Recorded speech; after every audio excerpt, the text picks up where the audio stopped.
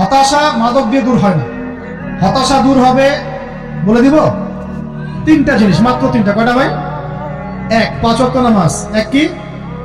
নামাজে আপনি অজু করে সিজদা দেন, ইনশাআল্লাহ আপনার মনে প্রশান্তি না আসলে আমাকে এসে বলেন যে আসে না।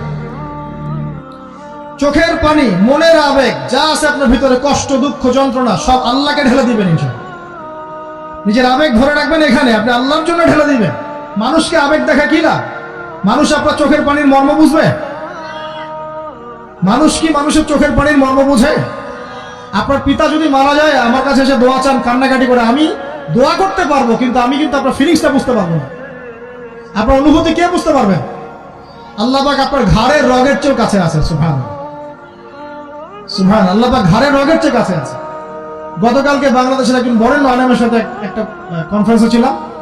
উনি বলছিলেন যে এক ব্যক্তি, এটা শোনেন, এক ব্যক্তি খুব তার শখ যে তিনি সাহাবীদের মতো নামাজ পড়া শিখবেন। কথা বুঝতে পারছেন? সাহাবীদের মতো নামাজ শিখবেন। তো একজন বরেণ্য আলেমের কাছে এসেছেন, এসে বলছেন যে আমাকে সাহাবীদের মতো নামাজ শিখিয়ে দেন। তখন সেই আলেম আরেকজন আলেমের সন্ধান দিয়েছেন যে তুমি তার কাছে যাও, তিনি শেখাবেন। তো সেই ব্যক্তি একটু অবাক হয়েছেন, কারণ যাকে প্রশ্ন করেছিলেন তিনি অনেক বড় মুহাদ্দিস, আর যার কাছে পাঠানো হচ্ছে তিনি অত বড় মুহাদ্দিস নন, কিন্তু আবেদ, আমল করেন। তাকে গিয়ে বলছেন উনি আমাকে পাঠিয়েছেন সাহাবীওয়ালা নামাজ শিখিয়ে দেন। তখন তিনি বলছেন ঠিক আছে, সুন্দর করে ওযু করে আসো, সুন্দর করে ওযু করে আসো। ওযু করার সময় খালি খেয়াল রাখবা যে আমি ওযু করছি শুধু আল্লাহর সন্তুষ্টির জন্য। কি খেয়াল রাখবেন? ওযু করছি শুধু আল্লাহকে রাজি খুশি করার জন্য ওযু করছে, আর কোনো উদ্দেশ্য নাই আমার। ওযু করতে যাচ্ছে, তিনি আবার বলছেন দাঁড়াও, শুধু আল্লাহকে রাজি খুশি করার জন্য ওযু করো। আবার শুরু করছেন, আবার বলছেন শোনো, শুধু আল্লাহকে রাজি খুশি করার জন্য ওযু করো। এভাবে বলতেই আছেন, নামাজে দাঁড়িয়েছেন, দাঁড়ানোর আগে বলছেন শোনো, শুধু আল্লাহকে রাজি খুশি করার জন্য নামাজ পড়ো। বলতেই আছেন। এক পর্যায়ে সে ব্যক্তি নামাজ শুরু করলো, নামাজের মনোযোগ এদিক ওদিকে যায়, আর তার মাথায় এটা আসে, এই শুধু আল্লাহকে রাজি খুশি করার জন্য আমাকে নামাজ পড়তে হবে, শুধু আল্লাহকে রাজি খুশি করার জন্য নামাজ পড়তে হবে। এই চিন্তা তার মনের মধ্যে ঘুরপাক খাচ্ছে। এভাবে নামাজটা সে শেষ করেছে। শেষ করে চিন্তা করছে যে নামাজ তো পুরোপুরি মনোযোগ দিতে পারলাম না। বারবার মাথার মধ্যে এরকম চিন্তা আসছে, আল্লাহ আমাকে তো মাফ করে দাও, নামাজটা আমার মনে হলো না ঠিক মতো। তখন সে ফিরে এসে তার সে ওস্তাদকে বলছেন আমার তো নামাজ এরকম করে পড়লাম, কিন্তু শেষমেশ মনে হলো যে নামাজটা হয়তো কবুল হয় নাই, আল্লাহর কাছে খুব মাফ চাইলাম, আল্লাহ আমাকে মাফ করে দাও, নামাজটা মনে হলো না। তখন সেই যে প্রথম ব্যক্তি যিনি পাঠিয়েছেন তিনি বলছেন এটাই হলো সাহাবীওয়ালা নামাজ। তারা আল্লাহকে রাজি খুশি করার জন্য নামাজ পড়তেন, নামাজ শেষ করে আল্লাহর কাছে ইস্তেগফার করতেন, আল্লাহ কিছুই হলো না, কিছুই হলো। আমার কথা কি বুঝতে পারছেন? অতএব আল্লাহকে রাজি খুশি করার জন্য আপনি আপনার আবেগ, আপনার ইবাদত সব ফেলে দিবেন, অন্য কারোর কাছে কিছু পাওয়ার আশা করবেন। আমাকে আল্লাহ পাঠিয়েছেন দুনিয়াতে নামাজ পড়তে, রোজা রাখতে, দিনের প্রচার করতে, দিনের জ্ঞান অর্জন করতে, এই তো। তা আমি একজন মেয়ের জন্য জীবন নষ্ট করে দিব কেন? আমি তাহলে আল্লাহর কাছে কি মুখ দেখাবো, আর নবীর কাছে কি মুখ দেখাবো? ওখানে গিয়ে বলবো আল্লাহ আমি আমার অমুক প্রেমিকার জন্য আশায় হয়ে একদম জীবন দিয়ে দিয়েছি, আত্মহত্যা করেছি। গেছে ভাই, যাইতে দেন। যে ব্যক্তি আপনার অবস্থানকে মূল্যায়ন করে নাই সে আপনার যোগ্য ছিল না। এখন আপনি কি করবেন? নিজের অবস্থান উন্নত করেন, আপনার পিছনে লাইন ধরে ঘুরবে ইনশাআল্লাহ। এটাই বাস্তবতা। দুনিয়া খুব খারাপ জিনিস।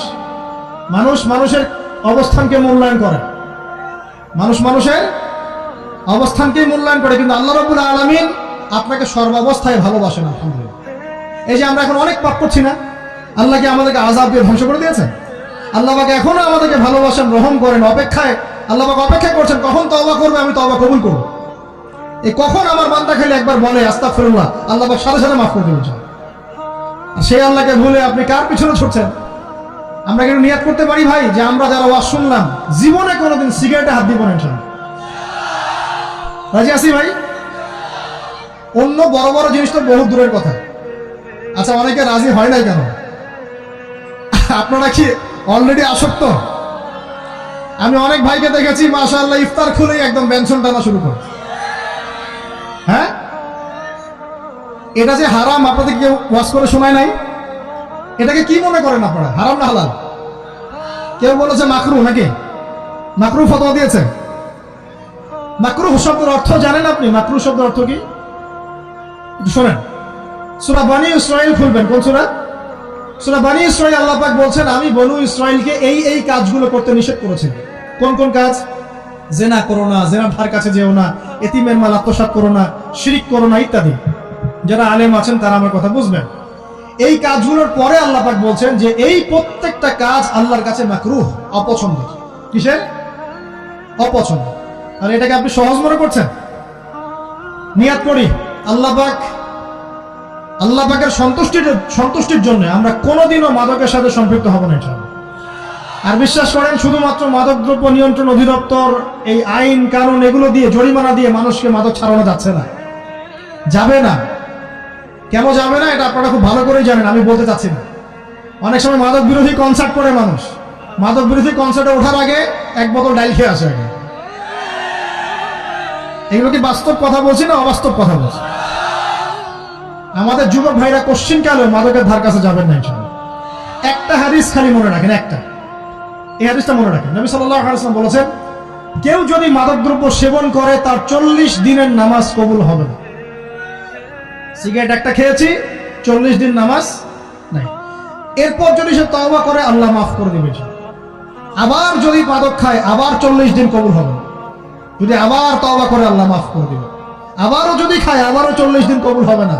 আবারও তওবা করলে আল্লাহ আবার মাফ করে দিবে।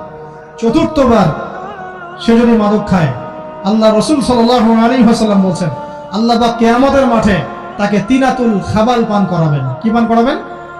তিনাতুল খাবাল। সাহাবীরা বললেন, ইয়া রাসূলুল্লাহ, এটা কি? তিনাতুল খাবাল কি?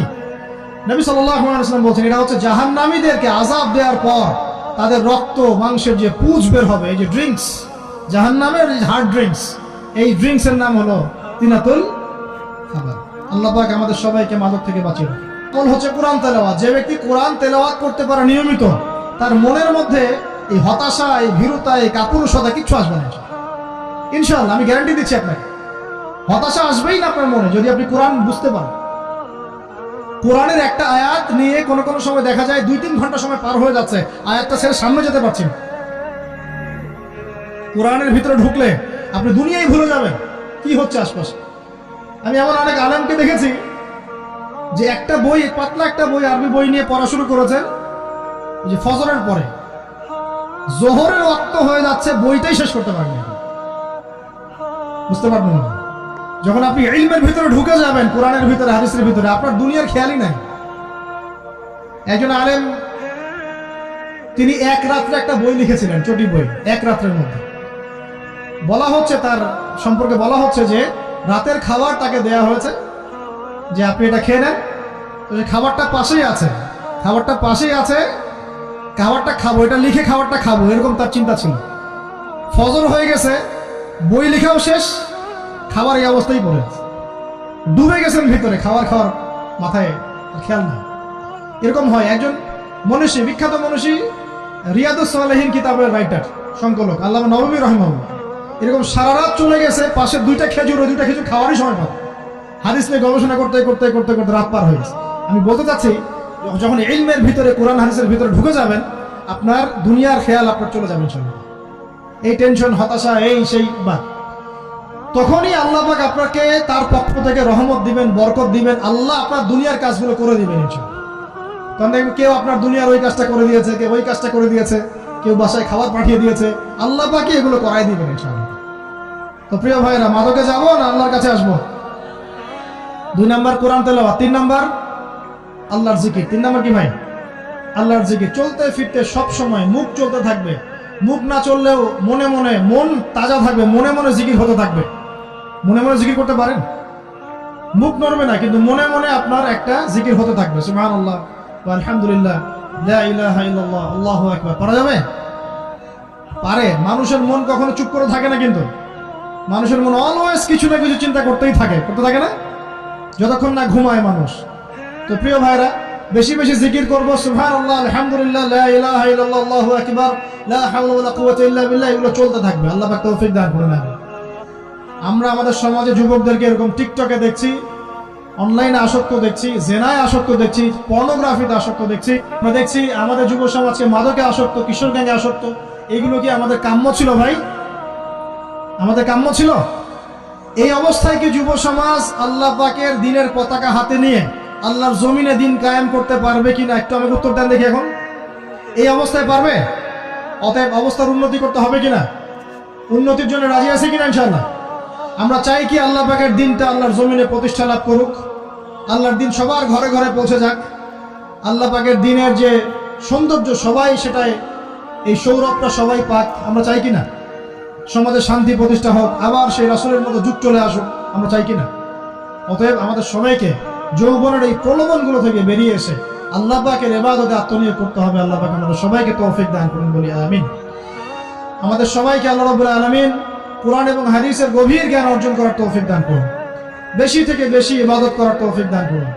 আল্লাহ পাক সবাইকে হারাম সমস্ত রিজিক থেকে বাঁচিয়ে রাখুন, জেনা, ব্যভিচার এবং নারীর ফিতনা, মাদক থেকে আল্লাহ বাঁচিয়ে রাখুন। আল্লাহ পাক আমাদের সবাইকে হালাল রিজিক, হালাল সম্পর্ক যথেষ্ট করে দিন। আল্লাহ পাক আমাদের সবাইকে যেন দিনের দাওয়াতের মেহনত করার তৌফিক দান করেন এবং আলেম ওলামার সাথে পরামর্শ করে দিন শেখার এবং বোঝার তৌফিক দান করেন। যুবতী দিনী বোনদের জন্য, এখানে বোনরা আছেন না? আছেন কি না? দিনী বোনরা আছেন? একটা নসিহত দিনী বোনদের জন্য আমি একটা নসিহত করতে চাচ্ছি, একটা নসিহত। আমার এই একটা নসিহত একটু মন দিয়ে শুনুন প্রিয় দিনী বোন। রাসূলুল্লাহ সাল্লাল্লাহু আলাইহি ওয়াসাল্লাম আমাদের দিনী বোনদের জন্য জান্নাতে যাওয়ার একটা ফর্মুলা বলে দিয়েছেন। আমি কি বলবো সেটা? আচ্ছা, রাসূলুল্লাহ সাল্লাল্লাহু আলাইহি ওয়াসাল্লাম বলেছেন আমাদের দিনী বোনেরা, আমাদের মায়েরা, এই নারী জাতি মাত্র 4টা কাজ করলে জান্নাতের যে কোনো দরজা দিয়ে ইচ্ছা প্রবেশ করতে পারবে। খুশি হন নাই? কয়টা কাজ? মাত্র 4টা। এক, যদি আমাদের দিনী বোনেরা 5 ওয়াক্ত নামাজটা ওয়াক্ত মতো পড়ে, আল্লাহ পাক তৌফিক দান করুন, বলি আমিন। 2 নাম্বার, যদি তারা রমাদান মাসের রোজাটাকে ঠিক মতো আদায় করতে পারে। 1 নাম্বার 5 ওয়াক্ত নামাজ ঠিকঠাক আদায় করা, 2 নাম্বার রমজান মাসের সাওম রাখা, 3 নাম্বার তাদের লজ্জাস্থানের হেফাজত করা, মানে শরঈ পর্দা মেইনটেইন করা, শরঈ পর্দা মেইনটেইন করা। এবং আমি বলে দেই, চেহারাটা আপনাদের পর্দার অন্তর্ভুক্ত। এটা নিয়ে অনেক বাকবিতণ্ডা হয় না সমাজে, চেহারা দেখানো যাবে কি যাবে না ইত্যাদি। চেহারা আপনার পর্দার অন্তর্ভুক্ত বিষয়, ফুল স্টপ। এর উপরে ফতোয়া অনেকভাবে দিচ্ছে, কিন্তু বড়েন উলামায়ে কেরামের কিতাবগুলো ঘাটাঘাটি করেন, তাদের ফতোয়া হচ্ছে চেহারা আপনার পর্দার অন্তর্ভুক্ত বিষয়, চেহারা ঢেকে রাখবেন, আল্লাহ পাক তৌফিক দান করুন। চোখ থাকবে খোলা, ঠিক আছে। 4 নাম্বার, স্বামীর আনুগত্য করতে হবে। স্বামীর আনুগত্য, এই যে আনুগত্য শব্দ শুনলেই মানুষের একটা মানে নেগেটিভ ধারণা তৈরি হতে পারে। স্বামীর আনুগত্য মানে কি আমি তার দাসত্ব করব? আনুগত্য মানে, প্রিয় দিনী বোন, আনুগত্য মানে দাসত্ব নয়। আনুগত্য মানে কোরআন সুন্নাহর যে বিধানগুলো আপনার স্বামী আপনাকে পালন করতে বলবে, আপনি সেগুলো করবেন, আপনি করতে বাধ্য। কিন্তু স্বামী যদি কোরআন সুন্নাহর বাইরে কিছু করতে বলে, সেটা মানতে আপনি বাধ্য নন। স্বামী যদি আপনাকে বলে যে সুদ খাও, এই সুদী এনজিওতে আসো, নাম লেখাও। স্বামী যদি আপনাকে বলে যে আসো বেপরদায় বাইরে যাই, সাজুগুজু করে বের হও, চলো ঘুরে আসো বেপরদায়। স্বামী যদি বলে দেবরকে একটু খাবারটা দিয়ে আসো, আমার অফিসের কলিগ আসছে, খাবার পরিবেশন করো, আসো ডাইনিংয়ে আসো। এই যে হারাম কাজ, বেপরদার আদেশ করছে, সুদের আদেশ করছে, আপনি সেগুলো পালন করবেন। কিন্তু হালাল বৈধ যে কোনো বিষয় আপনি স্বামীর আনুগত্য করবেন, এটা আপনার উপর ফরজ। এই 4টা কাজ যদি আপনি করতে পারেন, জান্নাতের যে কোনো দরজা দিয়ে ইচ্ছা আপনি প্রবেশ করতে পারবেন ইনশাআল্লাহ। আল্লাহ পাক আমাদের দিনী বোনদেরকে এই 4টা কাজ করার তৌফিক দান করুন। আমাদের সবাইকে আল্লাহ পাক জান্নাতের জন্য কবুল করুন, বলি আমিন।